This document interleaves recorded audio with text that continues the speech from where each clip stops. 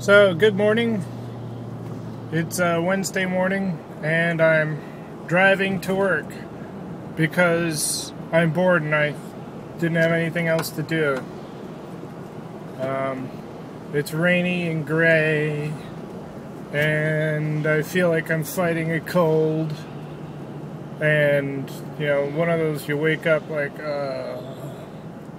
but shook it off for the most part. Got some coffee here and going to work because that's what you do.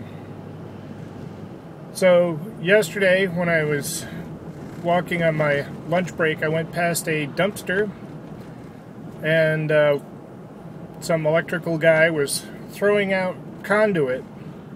Some of it bent, some of it straight. Not a lot, like,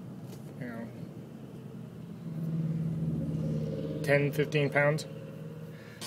And I was looking at it because I want to make part stands, and it almost seemed like this is what it was made for almost, because some of the convenient bends and lengths and things.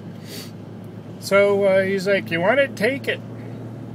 So we've got this thing working for the state, this ethics thing, and you can't have anything, like, even from the garbage, unless it's worth less than $50 or something per year. So, like, well, I'm just over $1 with scrap values, so I think I'm okay there. So, yep, hope to make some part stands. Then it'll be easier to work on the fenders and the doors and things. I took the door cards off with a little package of Harbor Freight trim removal tools. So maybe some of you guys had caught this in my trim removal video. I didn't use the right tool for the job out of the package of tools I got from Harbor Freight. The tool I think that was meant for the job looked way different than HPR's tool. So different that I didn't recognize it, and so was using the other thing that seemed to be close to getting the job done. I guess the end result is what matters, really, and I guess what you learn from it. So once I looked at that a little more closely, I was like, oh man, now I feel stupid. But, if the tool doesn't look anything like what you were shown, then, that's just going to make it more difficult for you to intuit your way to the right solution. So maybe some of you guys, no, that's not a trim removal tool, that's a hitsafram puller thing. So, yep, I'm learning, and I guess I'm not afraid to make my mistakes on video. Doesn't have to be a part of learning, but I guess it's part of being the new guy in the YouTube garage. So I don't know how much longer I can call myself the new guy. I guess so long as I'm still doing stuff for the first time.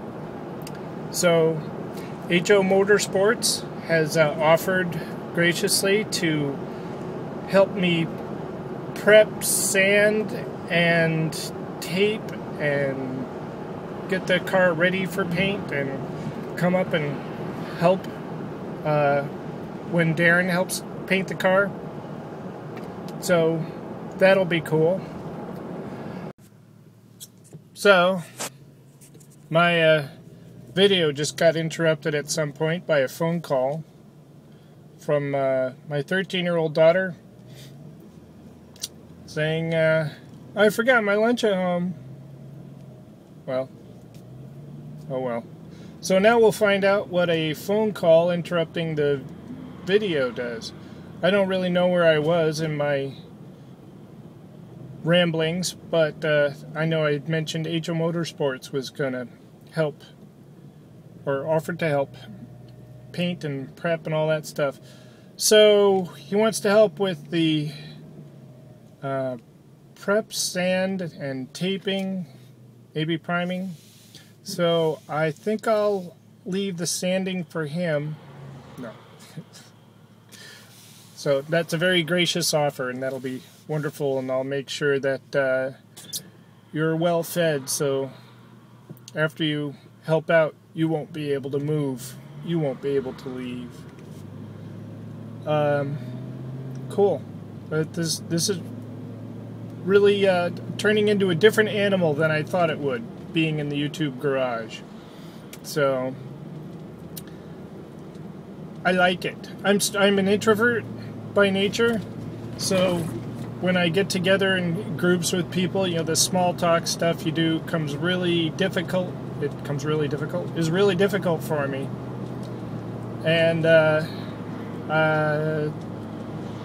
interaction with people in the garage, yes, it's through comments and videos right now, but I feel like I'm making solid connections better than I could just meeting people, anybody, face to face. So some people have a hard time connecting through video or comments, but I don't know.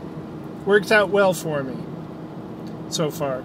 So that's it for today. Another little driving video on a gray, let's see, it's 76 degrees and very humid, so it's just bleh.